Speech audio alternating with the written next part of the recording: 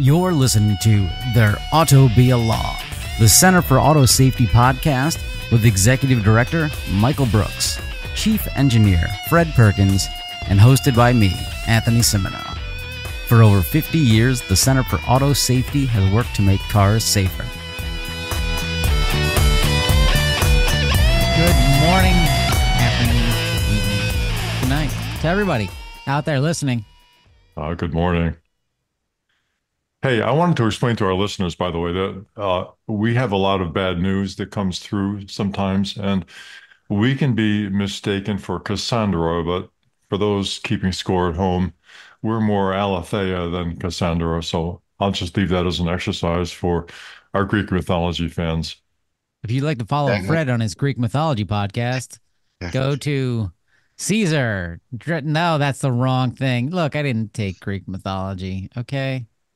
What I did do, though, is I'm going to start this week off in a different way. We're starting off with my gaslight, okay? Because my gaslight this week is going to be, I think it's Cruise, and I think they're going to be gaslighting NHTSA. See, NHTSA fined GM Cruise for basically Cruise lying to them, which never a good idea. Don't lie to government officials, especially customs officials, because that's the crime. And so as part of this, a consent order, and Cruise had to pay some, basically their daily lunch budget, which is like $1.5 million, nothing. And part of this whole consent order says that Cruise has to report on their software updates. That means every 90 days, Cruise must submit a report on their ADS software and explain what happened. But it doesn't really go into details explaining like how they have to do this and whatnot. And I think this is how Cruise gets to gaslight NHTSA. Because I don't think NHTSA is equipped, and stop me if I'm wrong, to handle what software updates actually mean. So I'm going to put out there that I think NHTSA should have direct access to Cruise's developer logs, their commit logs, and their issue tracking system so they can actually see what their software developers are doing versus what GM's Cruise executives are claiming they're doing. So is it a bit of a stretch for a gaslight?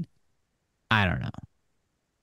Something? I don't know. I think, I guess what you're saying is that this is requiring Cruise to obey the law once every 90 days. Is that the gist of what you're saying? Well, it sounds like, and Michael will correct me, I'm sure, is that part of this consent order where GM Cruise is being monitored now by NHTSA is that every 90 days, GM Cruises say, hey, this is what we did with our software, and these are software-driven vehicles. And NHTSA, they're not really software engineers, right? They don't have that kind of expertise. So GM Cruise can be we updated Gamma 719 Vertical 3, and they'll be like, oh, okay. I wouldn't make a blanket statement that NHTSA is not going to be evaluate that type of thing. Earlier this year they appointed they started an office of autonomy essentially that's overseeing a lot of these things, and I'm certain that office is going to be involved in evaluating the Cruise updates. And it's not just software updates that Cruise is required to give NHTSA. They have to give, general reports on their operations, where they're planning to, start testing in the future. They have to give reports on how they're complying with local traffic laws. And I don't know if that goes to some of the issues that we saw, Cruise vehicles having trouble navigating streets, stopping in the middle of streets, causing traffic jams. But certainly it goes to whether they're obeying, traffic laws. And they also have to do reporting on their safety framework. And that's, on every 90, some of these have 60-day periods, some of them 90-day periods, but they're meeting with NHTSA, I believe, monthly essentially and quarterly to discuss these issues and to try to at least assuage NHTSA's concerns that Cruise has been less than forthcoming about their safety operations, which is the basis for the NHTSA fine. And yes, it's, It's 1.5 million. When I first see that, I'm thinking, that's peanuts for a company the size of GM Cruise. And, it really is. But ultimately, what we're talking about here is a violation, that involved one uh, severe injury and a crash. And there's obviously some back and forth between NHTSA and GM about just how much Cruise covered up. They filed the 1 and 10 day reports under the standing general order that they were required to do, but they omitted the fact that the vehicle had dragged a pedestrian until the 30-day report came in. So, they were gaslighting NHTSA along the way, and, they've been fined for it. They've got a structure that they have to adhere to now in their continued operations. I can't say we're totally satisfied with the outcome, but NHTSA is showing that they're going to enforce violations of the standing general order, which is a good thing. And they also, I believe, had GM go back and correct 4 other incidents that took place with their vehicles that weren't correctly reported. So, all in all, it shows that the standing general order has some teeth and is going to continue to require manufacturers to be forthright in their reporting, which is a good thing. I guess my concern is mainly around they have to report this every 90 calendar days. And so software on day 1 of that period and 90 days later could be totally different. So that's where it's going to become this vague, amorphous kind of blob. So is GM Cruise telling them, hey, this is what we have on day 90 and not explain what they did over these previous 90 days? Because there's no reason that NHTSA can't have real-time access to the software changes they're doing. They don't need access to the actual software, but they can have access to the commit logs of every time a software developer says, hey, this is the change I made. There's no reason that NHTSA shouldn't have access to that. So then they can double check that GM Cruise is not gaslighting them. So maybe this is not my gaslight anomaly. It's my gaslight prevention tip for NHTSA. I don't know. Fred, you've worked in, yeah, you've worked on large scale software systems and whatnot. I mean, am I totally off the mark here?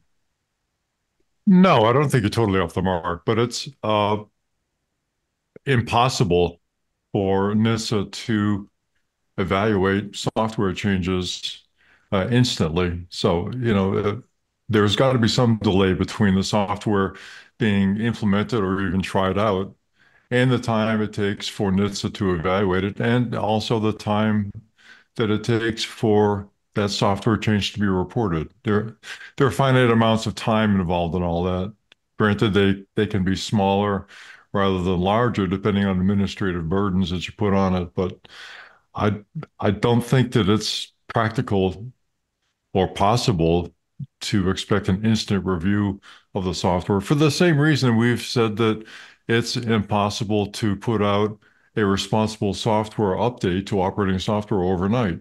You've got to do the validation, you've got to do the integration. There's just a lot of overhead associated with making a software change in complex operational software. So that burden is borne by both the developers and the people who are trying to evaluate as a third party what the consequences of those software changes are.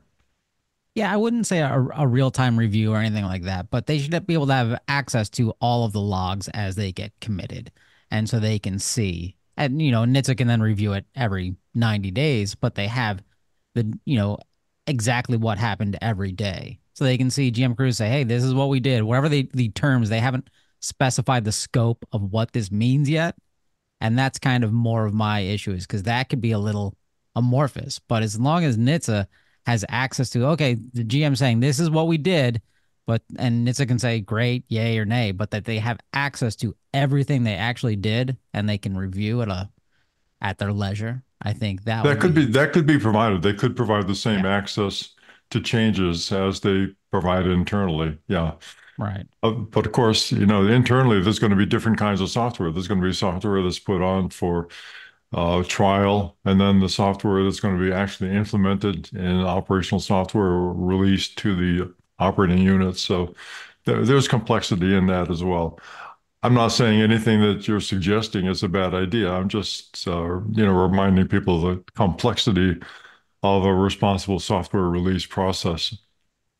Yeah, I see this as a way for the regulators to have a better understanding of what's going into these systems, because I think that's the big issue that we have and a lot of people have with that. There's a lot of ambiguity around, hey, this is what we did, and we see with Tesla, well, they'll do an update like on a weekly basis, if not more often, and that just seems reckless, because we know these things are not being tested. We know they're using the public as beta testers. Yeah, and I guess this also raises the question of if NHTSA sees that Cruise needs to report these type of things to ensure that its operations are being conducted in a manner that's going to boost safety, then why not demand this type of information from every manufacturer who's testing autonomous vehicles on the road?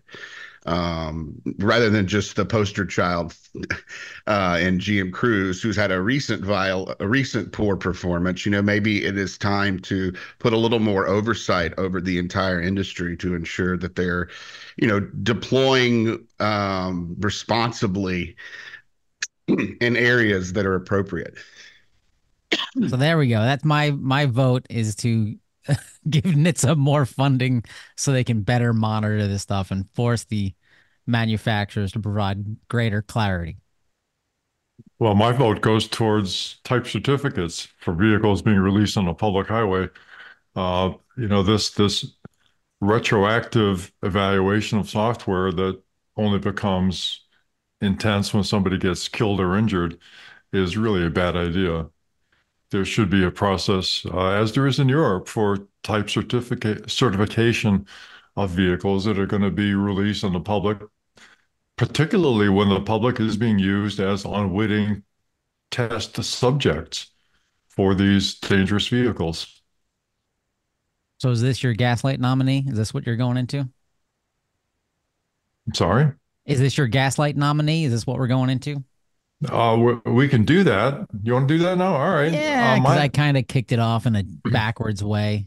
So, yeah, let's do it. All right. My nominee this week is Fortelix, which is a company that is in the business of providing simulation software.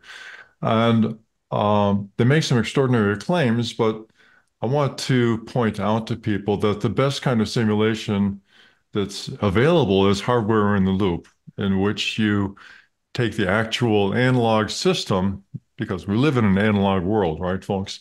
So you take the actual analog system and you attach it to a computer that is simulating the inputs to that system and allowing the system to actually generate the real outputs that the real hardware will create given those inputs. That's called hardware in the loop. That's the best way of testing and the best way of using simulations. But that's not what Fortelix is proposing. Fortelix says, actually in the first line of its website, that it is, quote, safety-driven verification and validation for automated driving systems and ADAS. Then they go on to say the fortified platform provides a unified V&V flow, which stands for validation and verification flow, that combines real-world test drives and hyperscale simulation in one platform. Boy, that sounds pretty good. It does. Then they say our simulations. Sorry? I said their website looks fancy too. Yeah, I'd buy one of those. Our solutions help integrate the safety, development, and V&V activities, follow the latest ADS safety standards, and deliver evidence to support the safety case. Well, that sounds pretty good too, doesn't it? Mm-hmm. There's a little problem here, though, that there are no ADS safety standards anywhere in the world that I'm aware of that they can satisfy by using simulation. So that's blowing a little bit of smoke there. They go on to talk about level 2 plus ADAS. Well, again, that sounds pretty good, but there is no level 2 plus ADAS anywhere in any industry standard or industry accepted definition that I'm aware of. So that's completely made up. Then I guess the best part of this is that they say they can accelerate your compliance testing and expand beyond the NCAP requirements with additional maps and higher actor variability using large-scale automated virtual simulation. Wow, that sounds pretty good. Um, of course, that's easily done because there are no NCAP requirements that are specifically associated with AVs or their simulations. So there's nothing you can do, anything that you can do in a simulation exceeds the NCAP requirements. So this statement is both true and incredibly misleading. They apparently have some commercial customers though, so apparently the standard for buying this crap is not too high.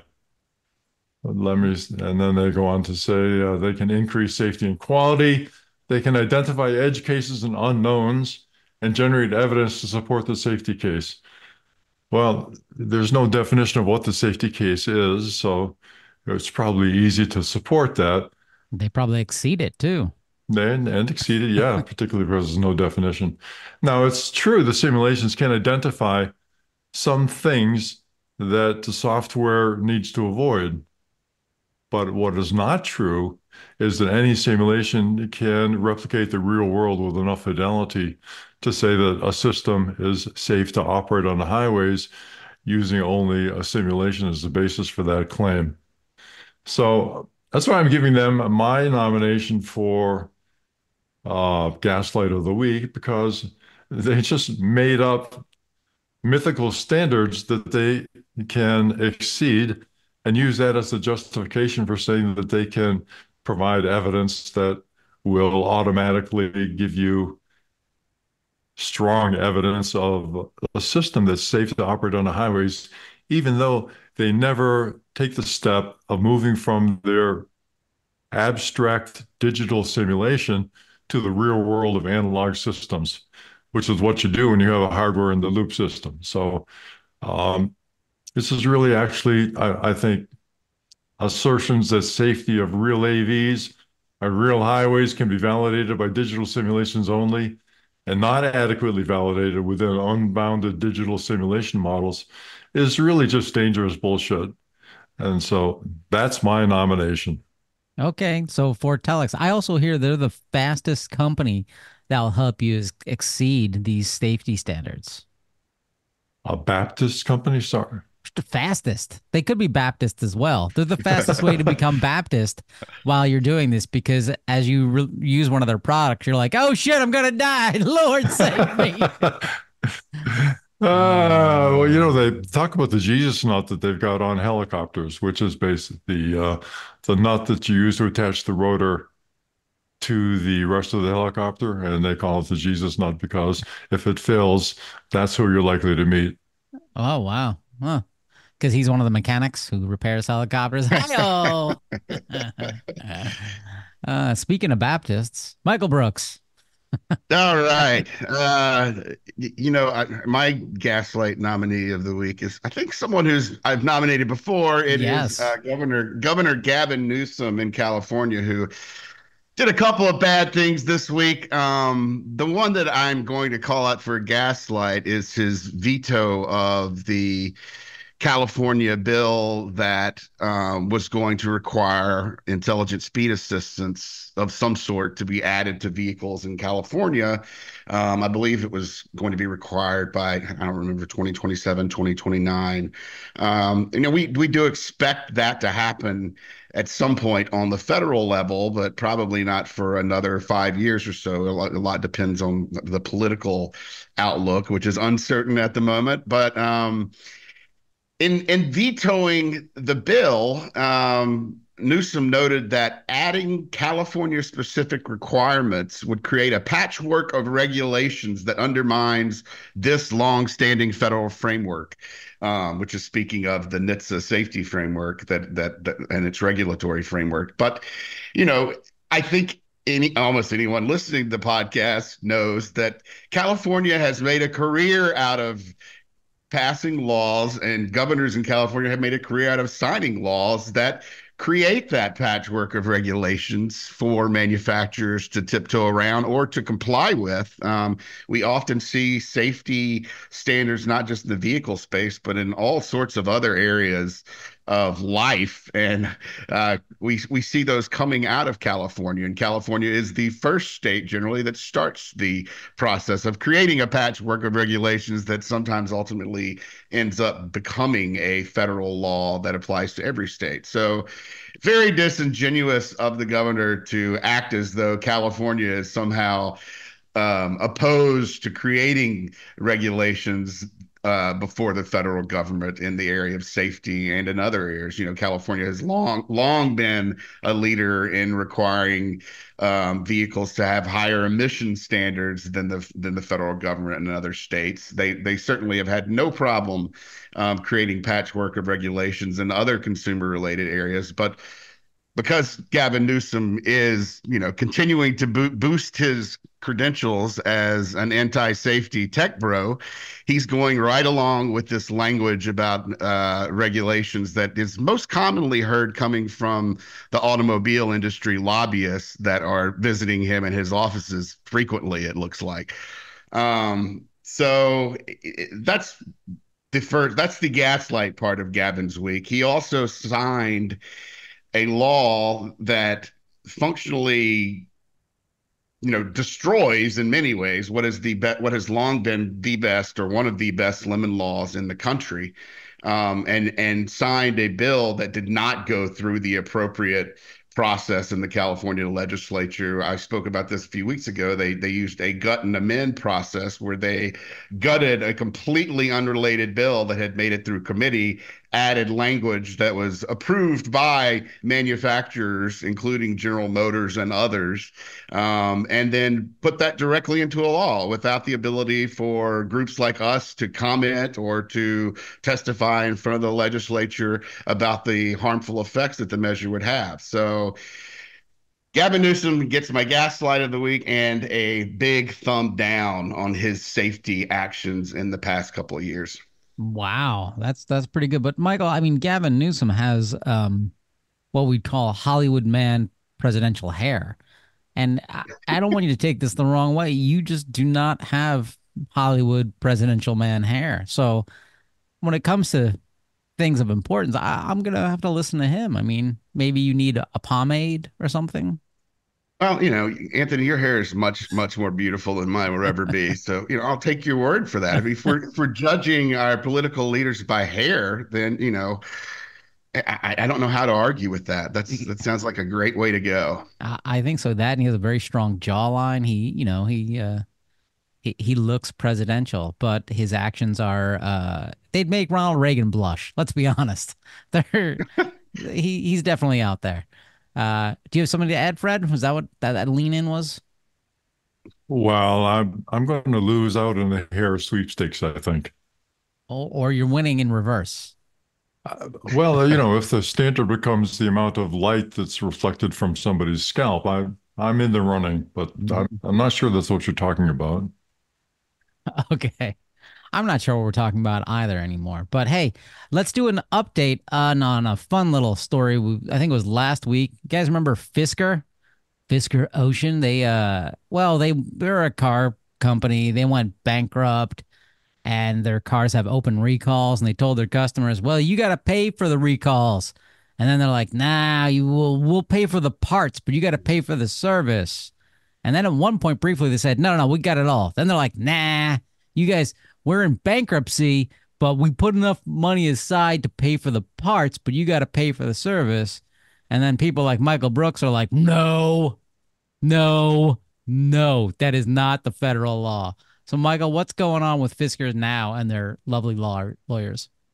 It looks like and I can't tell if they have been in touch with NHTSA or NHTSA is in touch with them, but it looks like what they're saying is they are diligently working to secure funding for the labor costs. And they have been able to fund the purchase of the service parts for those vehicles, so that the recall can be completed. They're going to be required to provide funding for all of that ultimately, and they're not going to be able to plead bankruptcy. And that's the federal law. I mean, it's a pretty hard line and there's no way around it. So if you're a Fisker owner, I guess you can take some solace in the fact that the recalls that are currently available on these cars or open are going to be fixed. But ultimately, you've got a vehicle that is not going to have any manufacturer support going forward. You may not see any more recalls, and if there are safety defects that show up on these vehicles, and you already have owners with problems with these vehicles that aren't under recalls. There's owners that I've seen have battery issues, and there's simply no way to get them fixed. It's basically an expensive lawn ornament at this point for a lot of owners. And we would advise anyone who is even remotely considering a purchase of a Fisker vehicle at this point. I'm not sure if they're still selling them new, but if so, don't buy them new. Certainly don't buy them used. Stay far away, because repairs are going to be incredibly difficult to get. Well, I want to clarify that lawn ornament is sometimes called yard art, just for those who are keeping score at home. And if you want one, buy a $20 Flamingo and not a $80,000 Fisker. Okay, well, there you go. There's some lawn care advice from the Center for Auto Safety. Hey, if you like lawn care advice, go to autosafety.org and click on donate. And if you do, I promise we won't discuss pink flamingos anymore. Yeah, I made the assumption they were pink. Okay, what other color are they gonna be? I don't know. So hey, let's do some Tesla news. So Tesla, I mean, a lot of interesting news. So Consumer Reports, they put out their preliminary review of the Cybertruck. They're like, we're gonna do this because people are into it, and we got to do this. And so they had their initial impression, and things they don't like are visibility. Basically, they said with the exception of a straight-ahead view out of the windshield, the Cybertruck's visibility is abysmal. Look to the left or right, and your view will be blocked by thick pillars surrounding the windshield. They also complain about the steering. It's got that at low speeds, you have to turn it less and versus high speed. How does it work? I'm thinking like there's that old Jackie Mason commercial for the Honda Prelude in the 90s. And you turn it like this, and then it goes like that. And anyway, you have to adjust. You have to relearn how to use a steering wheel. Is kind of their very thing. They're saying it's very difficult to park this thing. The cameras aren't great. Don't give a good view of around. They compare the cameras to that of a $27,000 Nissan Sentra, and they say the Nissan Sentra's cameras are better. There's also things like only until yesterday, I think, full self-driving and autopilot were not on these $100,000 cars, but yesterday, October 1st, the select some people got autopilot. They managed to get that, or full self-driving, and TheVerge.com talks about how one Tesla fan put this up. Of course, they all put up videos of this stuff, and from their article, at about the 6-minute, 20-second mark in the video, the driver needed to intervene when the Cybertruck almost drove into a median after making an automatic left turn at an intersection. So Tesla will claim this uses end-to-end neural nets, and it's on avocado toast, and it's amazing. You need to pay attention. If you're driving any vehicle, I don't care what features are, you're the one driving the car, okay? Don't, it may help you like stay in your center lane, but you drive over somebody and drag them for 20 feet, you're the responsible one. Well, there was somebody that I read who defined full self-driving and thinking maybe we're thinking of it the wrong way, but they defined it as the requirement that you drive full time. Drive yourself full time. I like that. Well, that's what you need to be doing. There are a couple things that stood out to me in the Consumer Reports review. The first was something that most car buyers would never accept, which was the original price of what was agreed to by Consumer Reports. I believe when they bought the vehicle was around $49,000. And ultimately, when they finally got access to a vehicle, I think it was about 5 years after they put down their deposit, they ended up paying over $100,000 for the Cybertruck. So that's something that most vehicle purchasers would rebel against. Tesla fans not so much, but raising the price of a vehicle by, doubling the price of a vehicle from the time you put down a deposit to the time you accept the vehicle is clearly unacceptable in the eyes of most vehicle owners. Also, beyond the visibility, which is a huge concern, the steering system in the Cybertruck is drive-by-wire. And not only is it drive-by-wire, it's apparently the only drive-by-wire vehicle that has ever been sold that uses the drive-by-wire steering without any mechanical redundancy. So if your drive-by-wire steering software goes buggy, you don't have steering. And while Tesla claims that they have some type of redundancy and fail-safe mode built into this system, they do not have the fail-safe of mechanical redundancy, which is, I think, critically important in situations where your steering fails. And, how are you going to get your car over the side of the road? How are you going to navigate, the situation that you're in when you have no steering and you only have, acceleration and brake pedals as your primary controls. So that's a scary situation. It's something that I think manufacturers are going to have to get their hands on using drive-by-wire steering. There's got to be some type of mechanical redundancy so that folks can continue to operate the vehicle safely, even if steering becomes somewhat more difficult when you have an issue with the steering. In many systems that do not have mechanical backup of controls that are important for operations, they use parallel software systems where you've got a completely different set of logic and running two different parallel paths. And then you compare the recommendation at the end of those two calculations to say, okay, if they agree, then I have high confidence that this is the right solution. If they disagree, then you have no confidence. So they often have to run three systems so that you can vote and make sure that the software always agrees on the inputs and the outputs, because you've now got a system that's complex enough so that you can actually reliably say that you've got the right answer.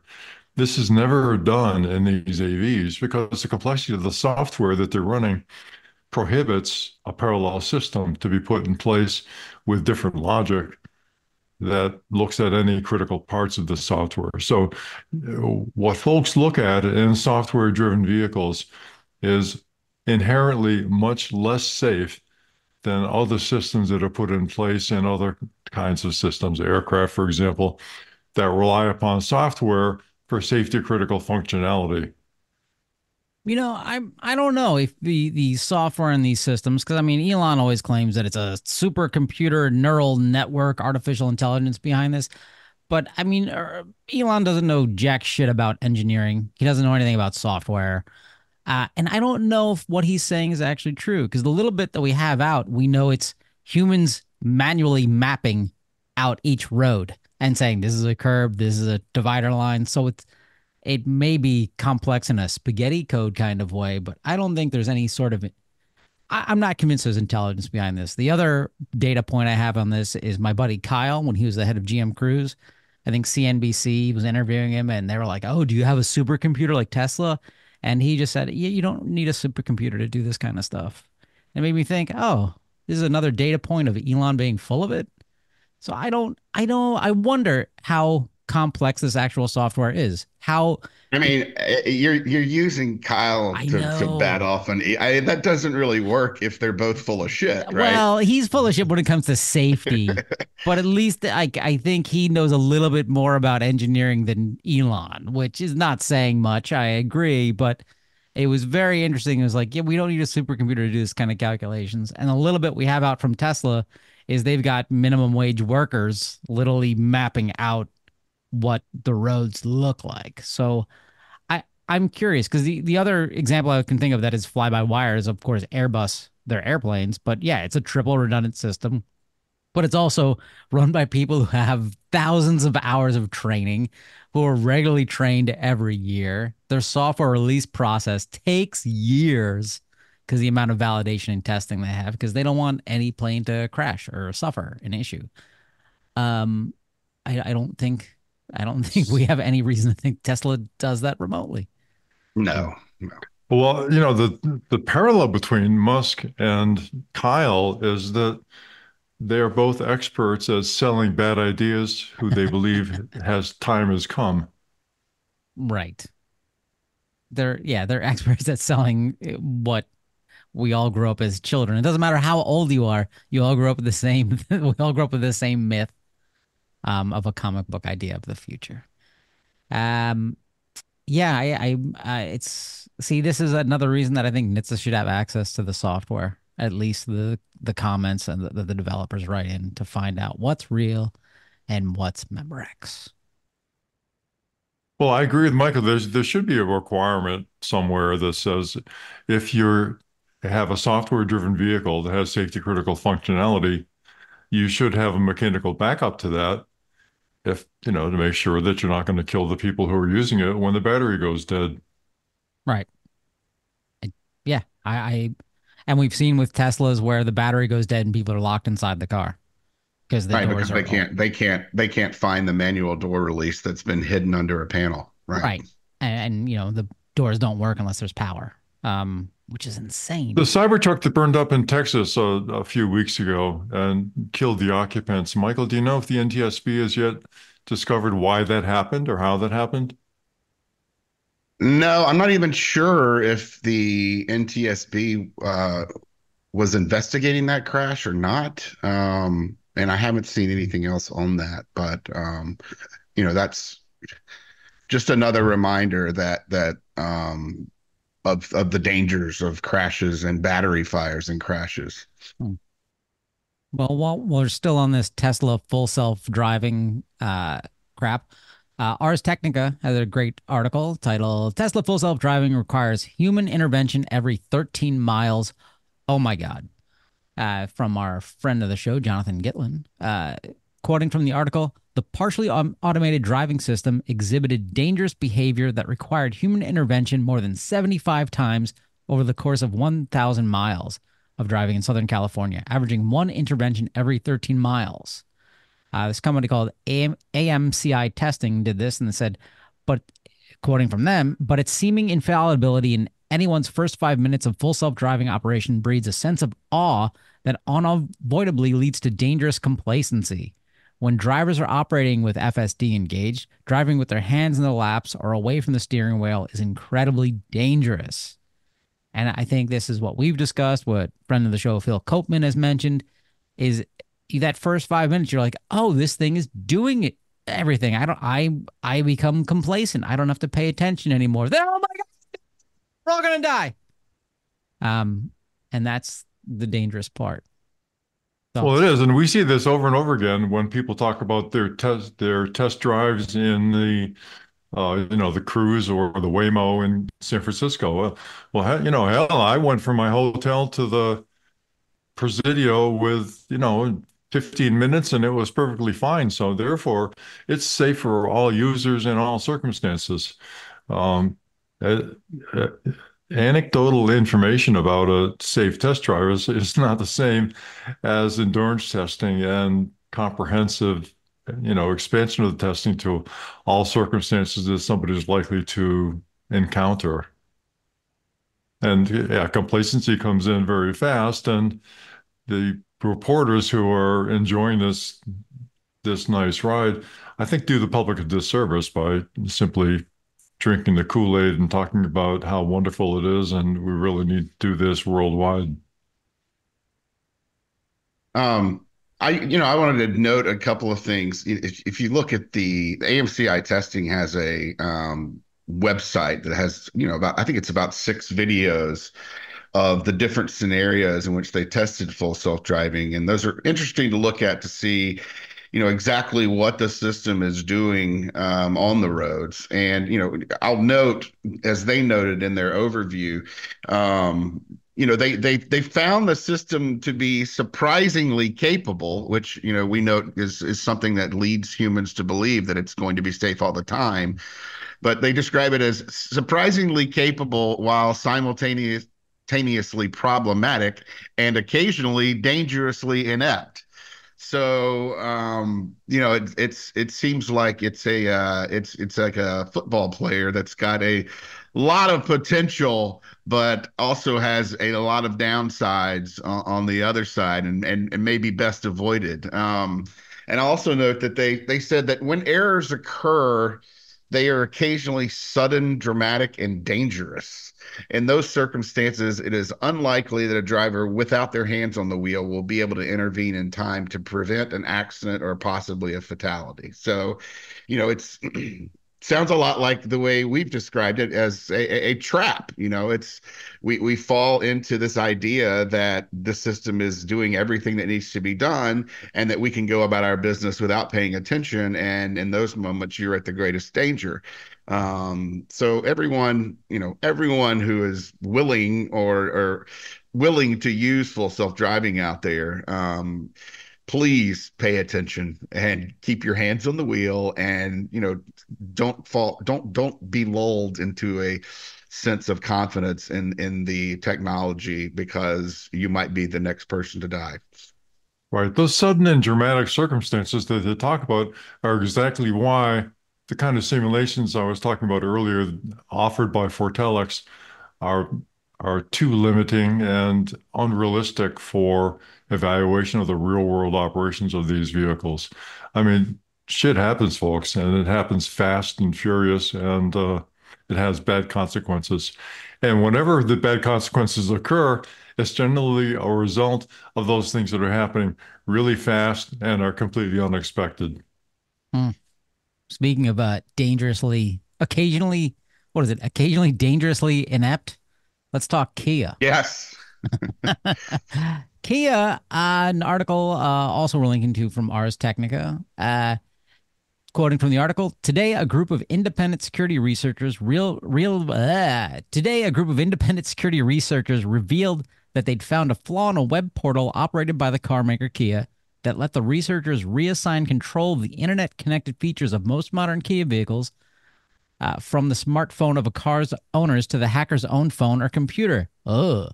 By exploiting the vulnerability and building their own custom app to send commands to target cars, they were able to scan virtually any internet-connected Kia vehicle's license plate and within seconds gain the ability to track the car's location, unlock the car, honk its horn, or start its ignition at will.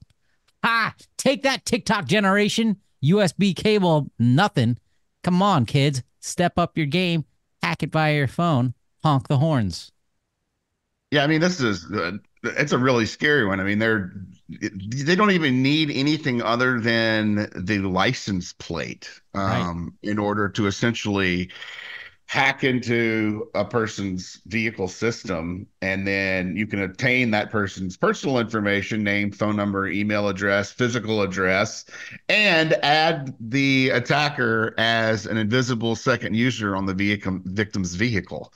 And not only that, and I will note that what we're talking about here, the vulnerabilities have supposedly been fixed.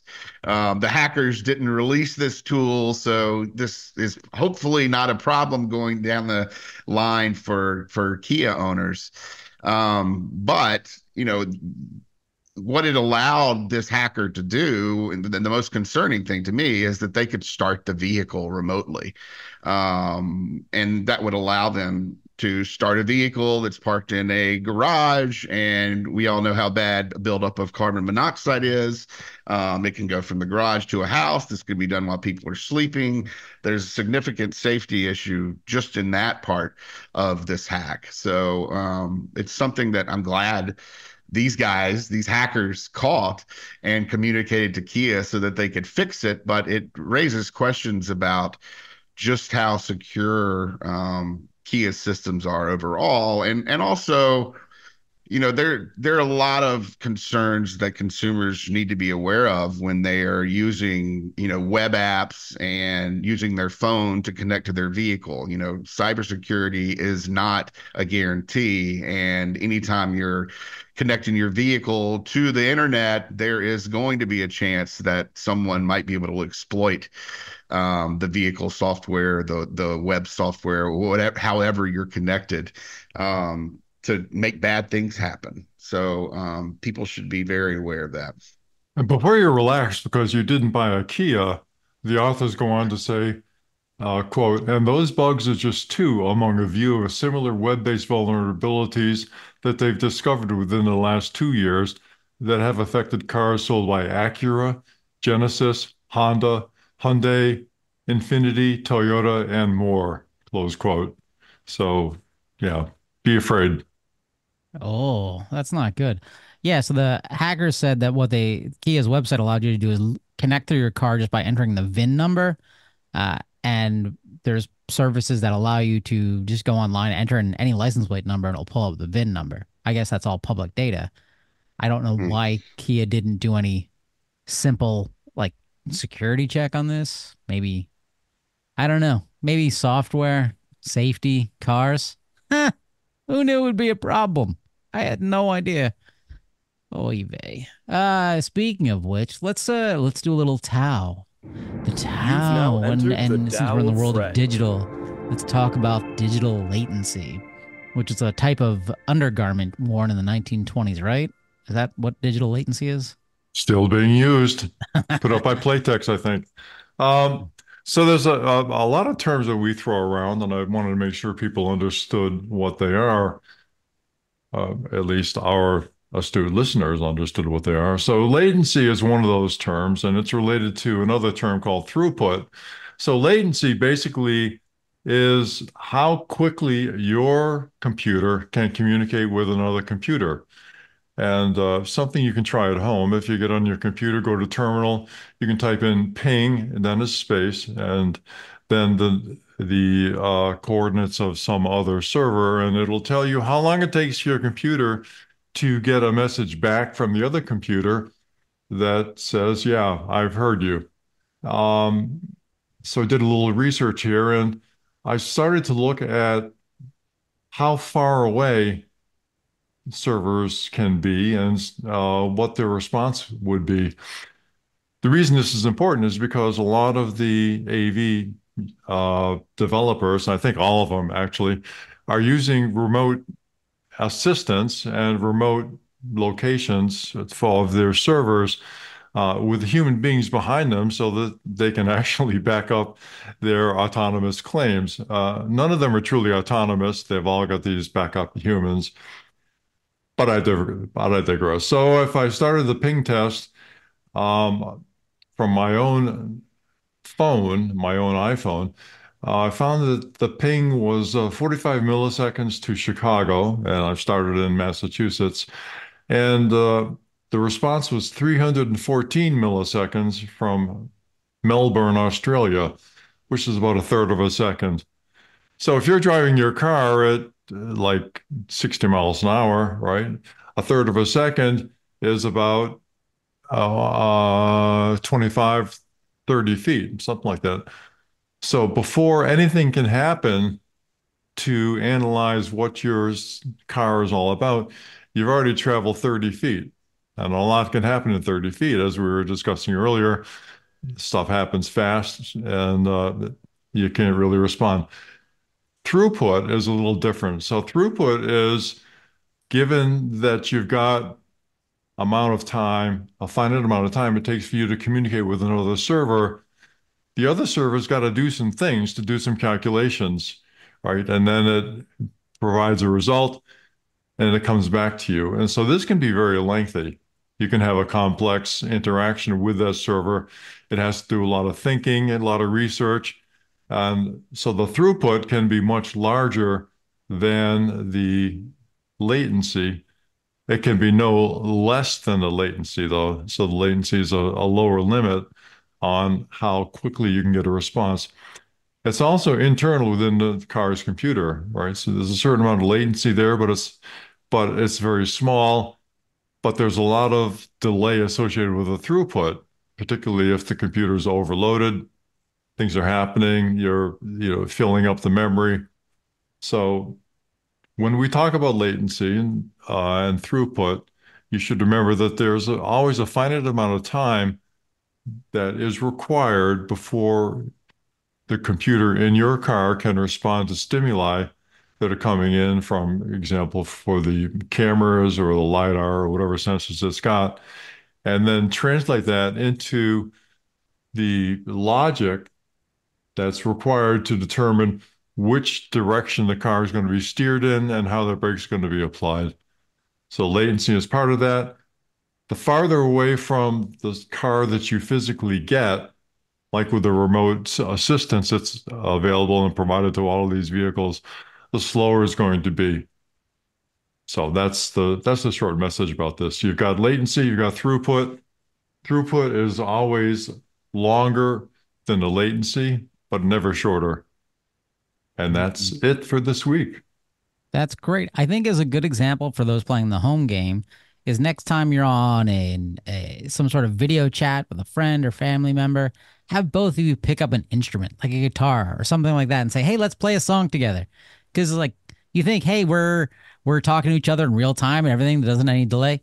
Try playing something that's time dependent, like a song with somebody else through these systems, and you'll be like, "This is garbage." Because that couple milliseconds, you're like, "Oh my God, my relative can't play for crap. This is awful." Wait, maybe it's me. I'm too slow. They're too fast.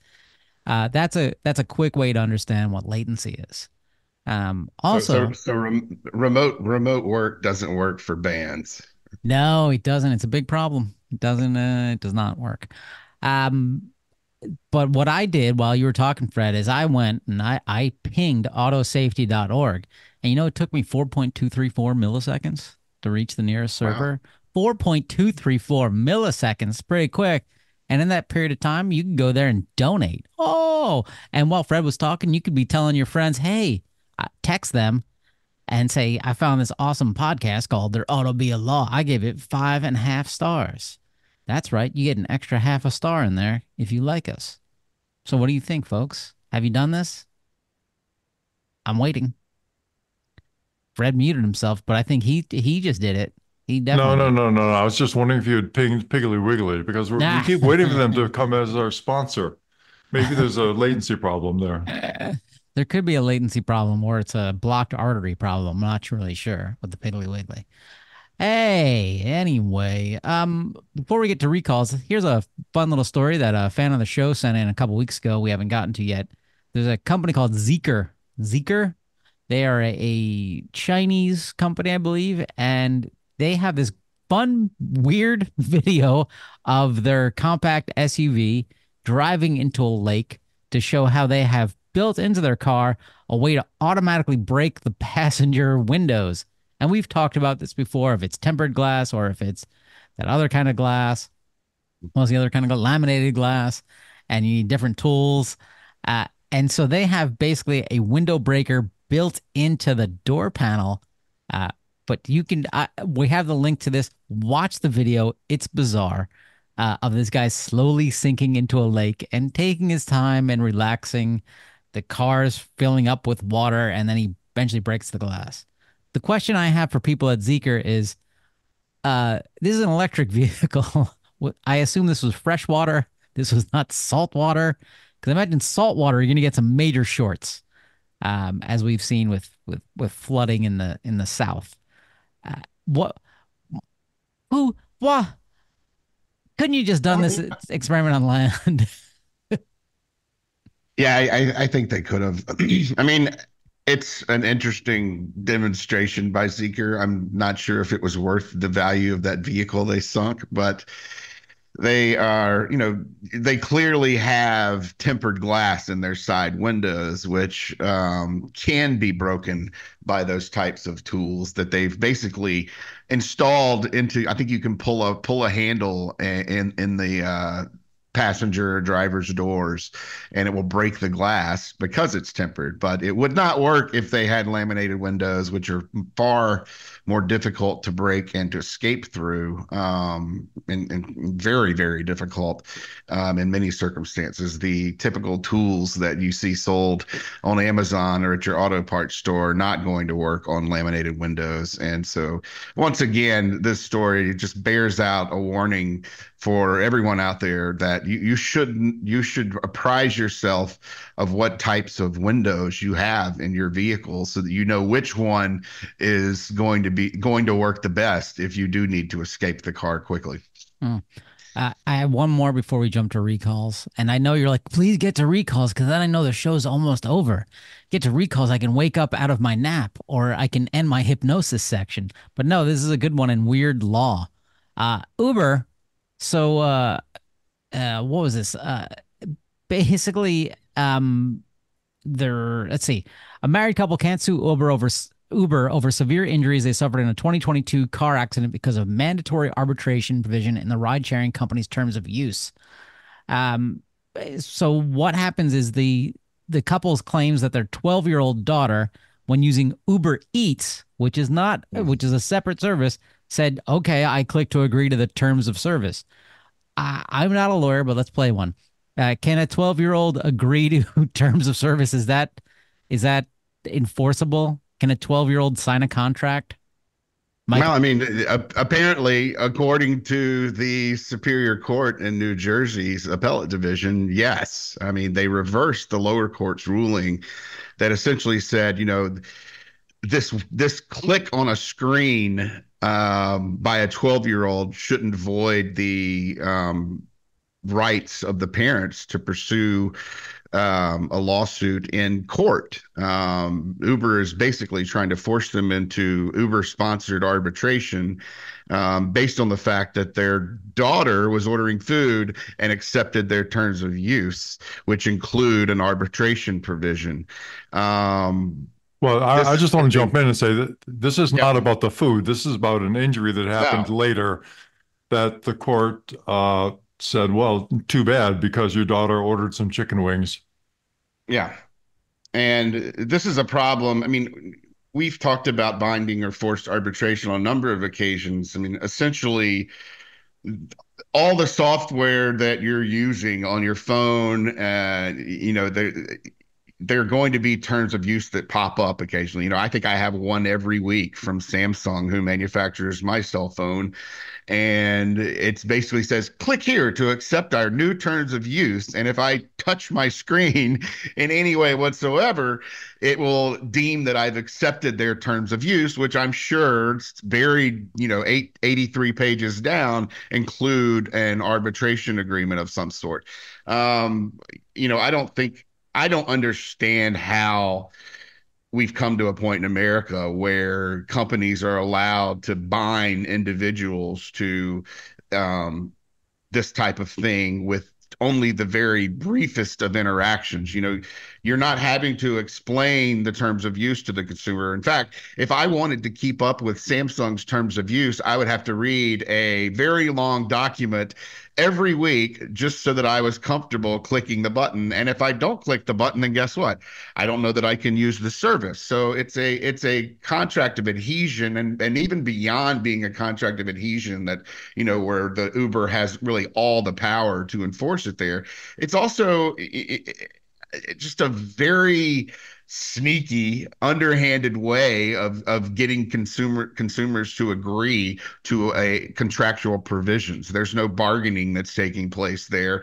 You're essentially saying, if you use our service, we're going to take away your civil rights. And it's something that I think should be eliminated in every industry in America, bar none. And it's one of the ways that companies are escaping punishment for bad actions, and it's really damaging the rights of injured parties in cars.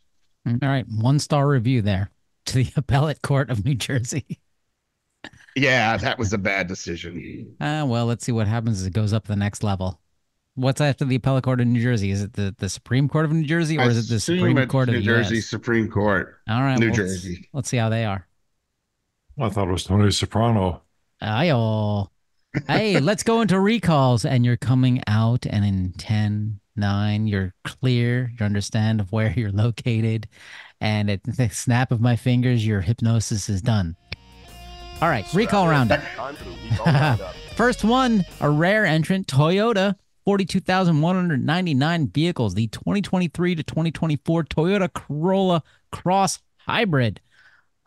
Problem with their electronic control unit.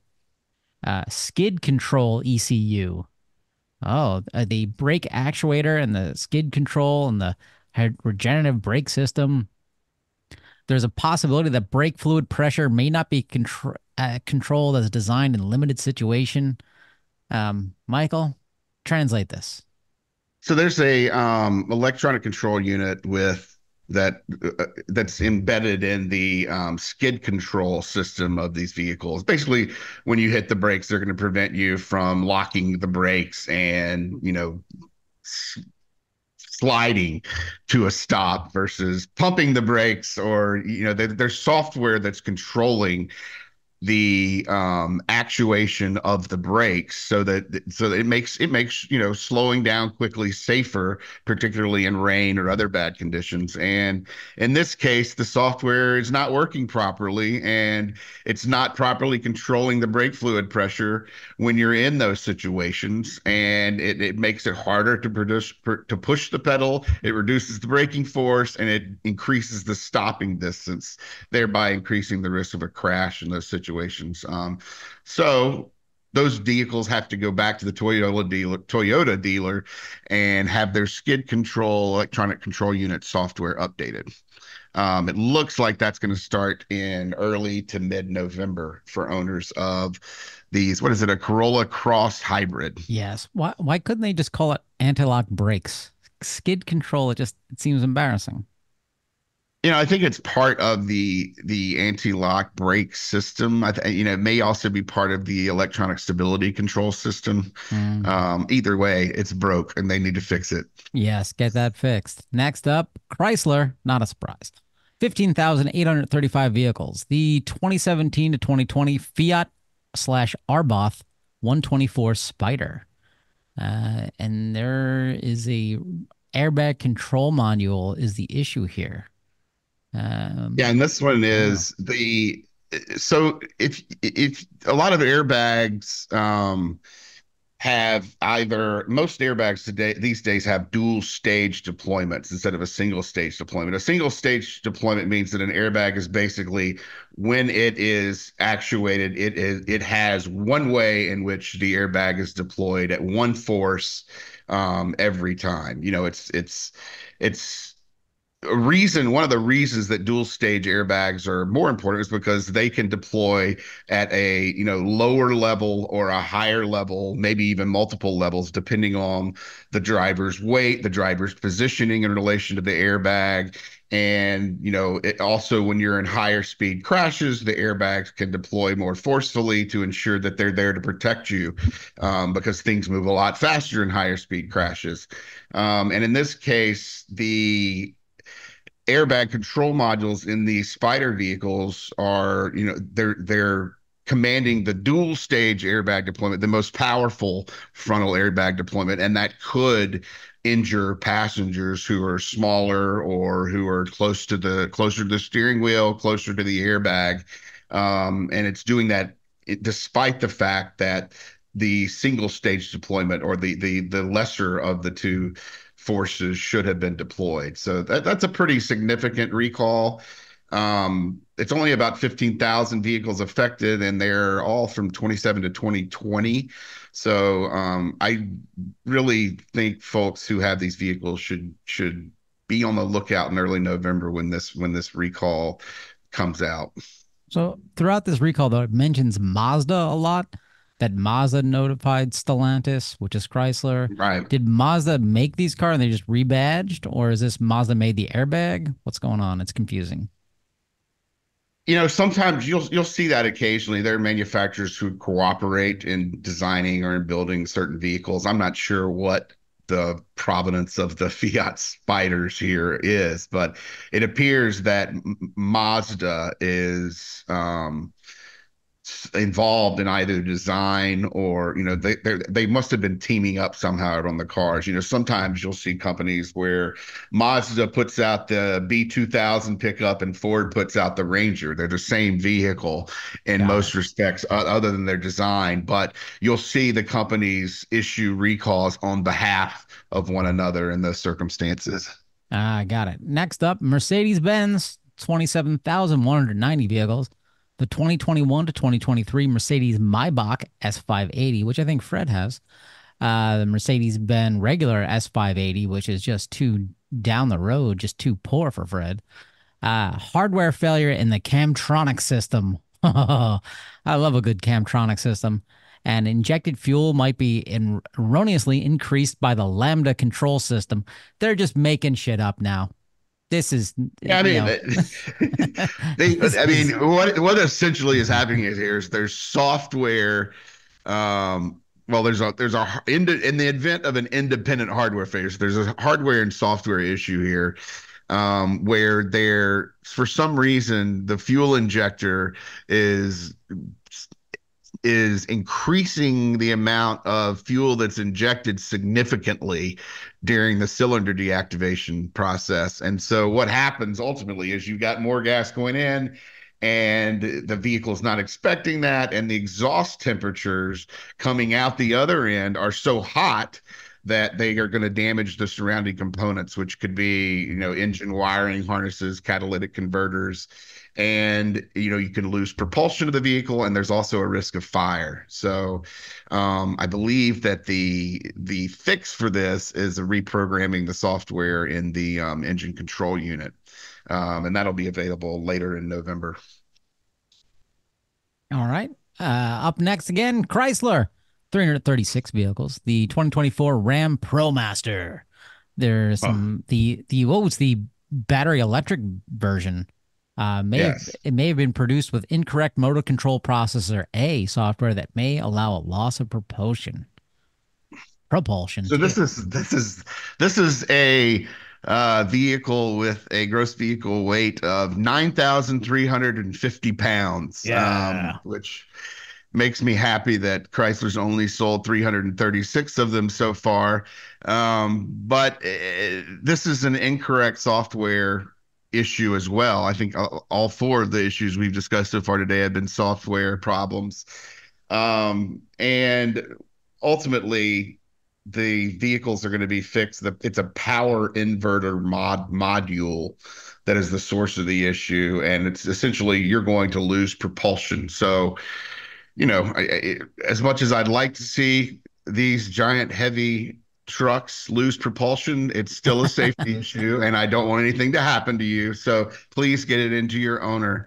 Into your dealer. And it looks like this recall is starting very soon, and owners may be notified in the next week or so. Yeah. And while you are at your dealer getting that checked, you might as well turn in the truck and get something a lot lighter. 2 trucks. How's that? 2 trucks, they'll weigh less than that 1 truck. That would work. Yeah, but it won't say ProMaster. And last up, General Motors, 18,325 vehicles, the 2013 to 2019 Chevrolet Express Cutaway. And apparently the cutaway in these cars could cut the brakes lines. Is that right? Yeah. If brake lines contact the body mounts, the brake line may experience wear or damage. Yeah, and these are, if you don't know what a cutaway vehicle is, it's basically, it looks like a van that has, a kind of a cargo van that has been chopped off right behind the driver, and there's just a chassis there. So what these vans, what GM and Chevy sell these to people who are going to put trailers, not trailers, but like advertising cabs and other structures on the back of it. So there's a lot of things you can do on the back of one of these, but it's essentially if you look at most U-Haul vans, they started their life as a cutaway van. They were produced, the chassis and the engine and the most of the safety related components are produced by General Motors, and then it's sold to another manufacturer who then proceeds to put the whatever they want in the back. Typically it's a cargo area of some sort. It's so weird looking. I just looked them up. Yeah. Why not just get a truck? I don't get it. Anyway, that's these yeah. I've seen the version that looks like an airport transport van. All right, that's less offensive. But some of these other ones, don't allow your children near them. Just keep away. All vans, for that matter. And on that note, hey, thanks for subscribing, telling all of your friends, and donating. That's another episode of There Ought to Be a Law Keeping My Mouth Shut. Thank you for listening. Michael says goodbye to you. Bye-bye. For more information, visit www.autosafety.org.